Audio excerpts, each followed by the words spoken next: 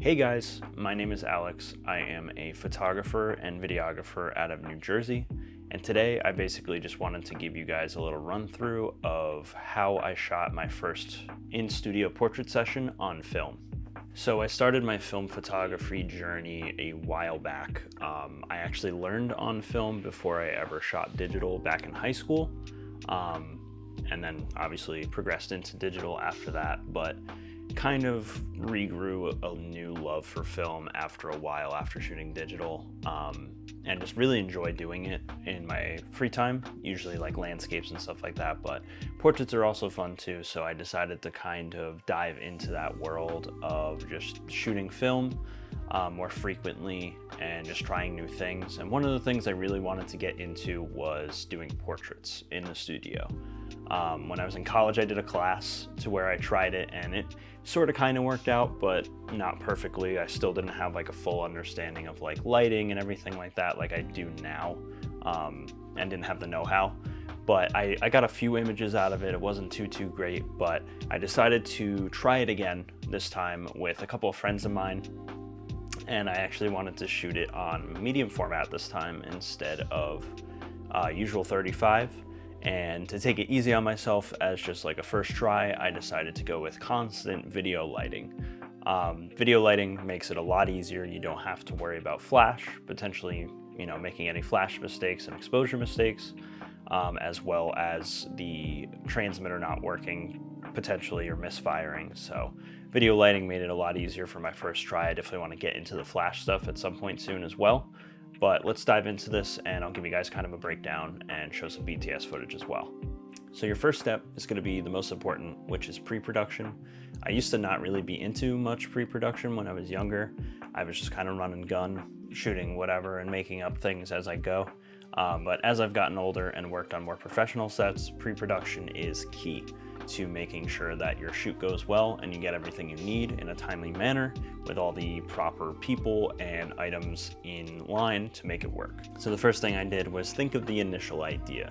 I usually use Google Drive to usually make up lists and shot lists and stuff like that. Like I use the presentation app that they have.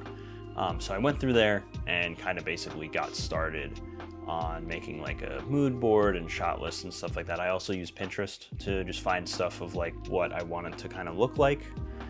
So I went on there.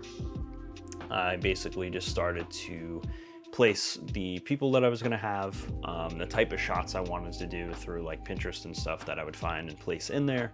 And then I would start to incorporate important aspects such as settings, the type of lighting I want to do. I would draw up a little lighting diagram, and all these small things, as meticulous and uninteresting as they may be, doing this will speed up your workflow on set to where you won't even have to think of what you're doing. You'll just move on to the next slide and be like, okay, this is the next setup. Here's the lighting diagram that I made. I'm just going to move things here and there, get it all set up, and you're ready to go. It's much faster and easier to just handle the shoot overall. I also made up, I know you can't really see it, but I also made up a little gear list here of just like all the stuff that I wanted to bring. I also went through and did a little wardrobe makeup inspiration ideas as well, and then went through and made and numbered all the shots, named the shots, gave a little description of each, what I wanted to shoot, what kind of film I wanted to shoot on, the settings, the outfit idea, the lighting diagram, and then like a photo example, and basically just did that for all the shots. And then I threw in some extras at the end just in case we had time and we wanted to be a little extra creative and make it work. But we didn't end up getting to those because, as I figured, it was going to be a pretty long day doing all this, because there was a lot of different setups that we wanted to do, but it all worked out in the end, and yeah, it was great. Once I got my shot list down, all my equipment down, the film, went out, bought that, all that stuff. The other most important part in the pre-production was finding a space as well as finding the people I was going to shoot. I had some friends that I talked to previously that I was just mentioning in passing, like, hey, I was looking to do the shoot. Yeah, I just need some bodies and pretty faces. And I was like, would you guys be interested? So it was 3 of them. They all said that they're interested. It started with 1, but 3 wanted to do it. So I was like, more the merrier. That works for me, more variety. And then the tricky part was finding a location. So obviously I didn't really have much budget for this. So we looked around, I asked a few friends. I originally thought, I was like, maybe I could do it in my apartment, but my apartment's very small. Even shooting this YouTube video is kind of difficult in the small amount of space that I have. But I basically just kind of rummaged around, tried to find something, and then I was like, wait, would you guys be cool if we just did it at your place? Because they basically live in a complex together, so they have a much bigger space. So I was like, yeah, if we just like move a table or two around out of that room, like we'll have, you know, like a 5x8 working space, which was still pretty tight, but definitely a lot better than what I have at home. So we ended up actually just locking in, working there.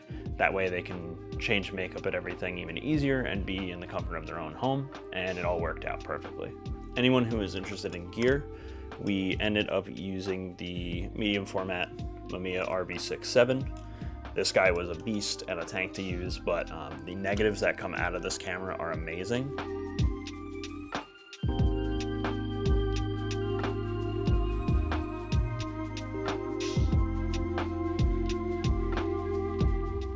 I will say they're very, very high definition. And it's just a great studio camera overall. I mean, it's meant for the studio. So I used a mix of that, and I also did do digital. This helped a lot in the process, especially as a first time, and I definitely recommend this even for the first few times, especially if it's, you know, potentially a high profile client or an actual paying client. Was basically what I did was I got digital tethered to the computer and actually shot digital to set up the shot how I wanted, make sure lighting was good, make sure their posing was good and everything like that. Once I got it to where I wanted, then I flew in the RB and the film cameras and basically started shooting on film from there. So I basically metered and got the proper poses and lighting through digital to kind of basically not waste any film and kind of get where I want to be and get a visual representation of what it's going to look like.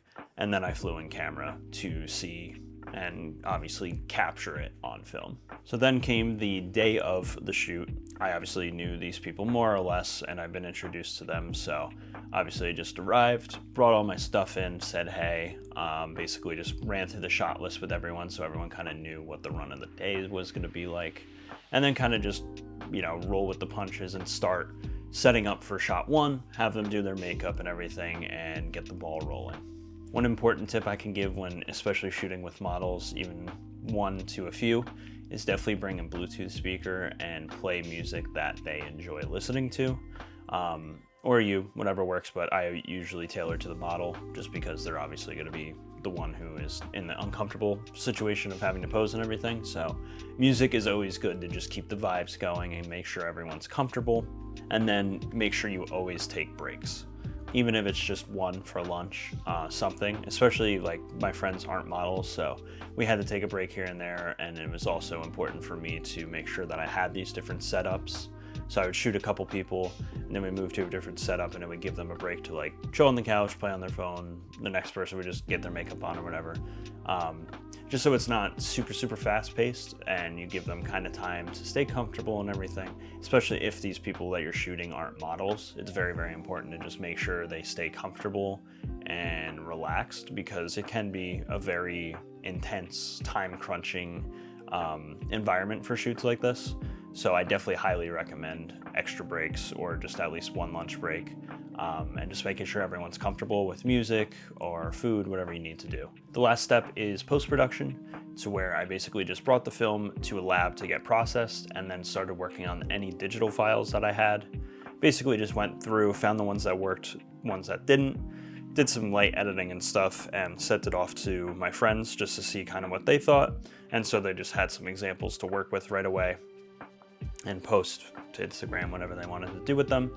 And then once I got the film back, then I went through my process of how I basically scan film. I'm actually gonna probably have a video on social for that, or potentially a YouTube video for that, of just a breakdown on how I go about it.